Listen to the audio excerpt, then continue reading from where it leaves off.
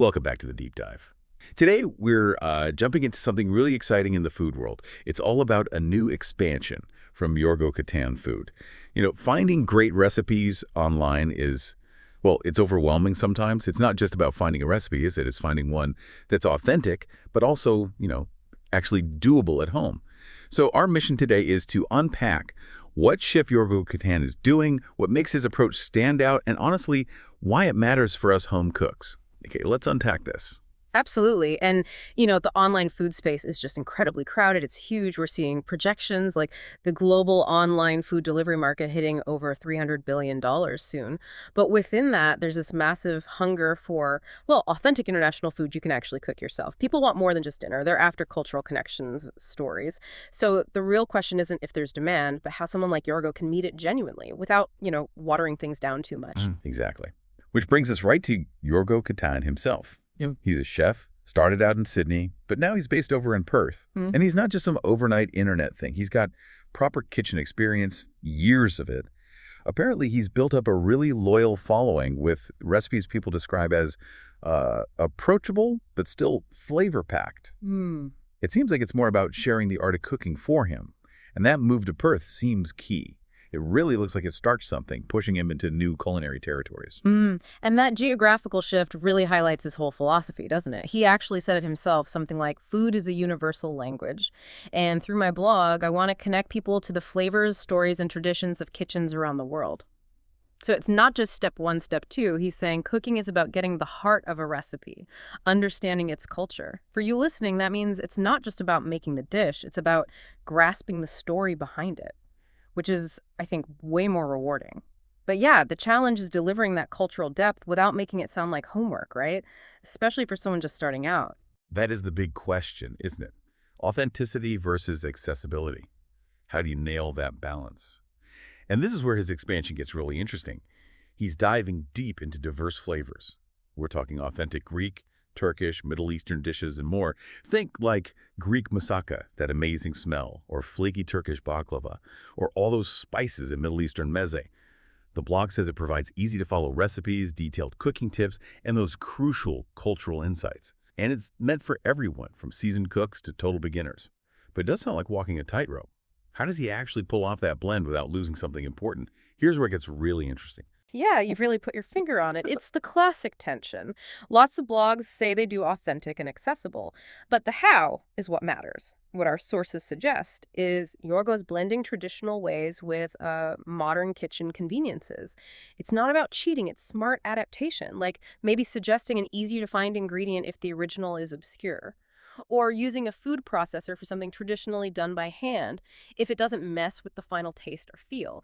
It's about lowering the barrier to entry, you could say, without compromising the dish's soul. And those cultural insights or notes you mentioned, they're not just fluff, they seem central. They explain the why, the history, the regional differences. So you, the cook, understand why you're doing something, not just what to do. That gives you a much richer understanding than just a list of steps. It's nuanced. Okay, so it's intelligent adaptation, thoughtful explanation. Makes sense. And it goes beyond just the recipes themselves, right? It's aiming to be this whole culinary resource. He's got step-by-step guides, not just for traditional stuff, but fusion dishes too, which sounds clever.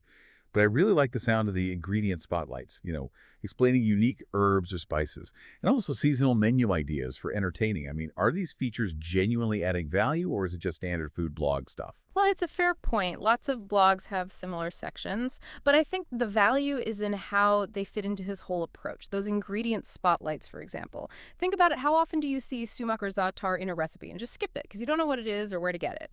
His approach seems to be about taking the mystery out of it, explaining the flavor, how to use it, where to find it. That actually empowers you to try new things, expand your pantry. That feels different. It builds confidence. And the seasonal menus, they're not just random recipes thrown together. They're presented as cohesive meal plans, like a full Mediterranean barbecue idea, maybe with pairing tips and a timeline.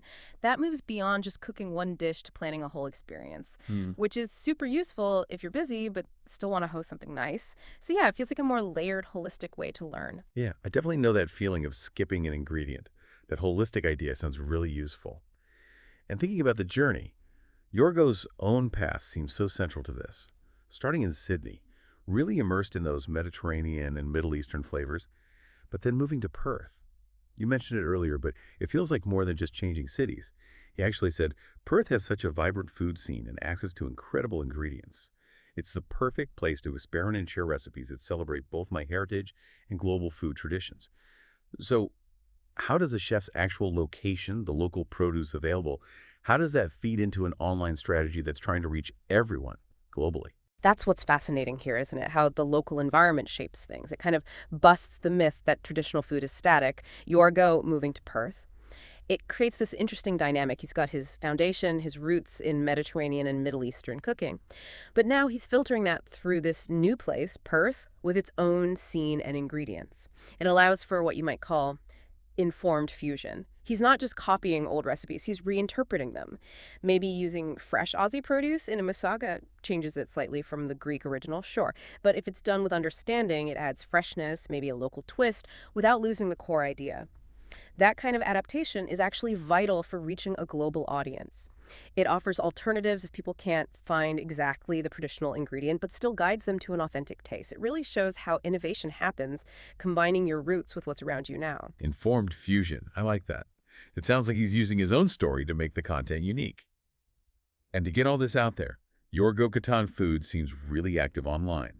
The sources mentioned features on the news front, activity on Twitter X, obviously the main Yorgo Kattan WordPress blog, plus Pinterest boards, and even a separate Yorgo Kattan Middle East food blog. And the main hub is yorgokattan.blog. Is this just throwing content out everywhere, or is there a smarter strategy behind using all these different platforms? So what does this all mean for us? Oh, if we look at the bigger picture of online strategy today, that multi-platform approach is crucial. And yeah, it definitely looks deliberate. It's not just blasting the same message everywhere. It's about knowing where different people hang out online and what they want there. Like Pinterest is super visual, right? Perfect for recipe photos, step-by-step images, meal planning boards. Twitter X is better for quick tips, maybe answering questions, building that community feel around the cultural stuff. Having a dedicated Middle East blog suggests catering to a really interested niche audience, while the main blog acts as the big library, the central resource. So it's tailored, it maximizes how people can find his stuff, breaks down those geographical walls. It's basically meeting you, the audience, where you already are, with the kind of content you like on that specific platform. Makes international cooking feel much closer. Right, tailoring versus just scattering content. That makes a lot of sense. It shows real digital savvy. So for you listening, it seems Yorgo Kattan Food isn't just another food blog popping up.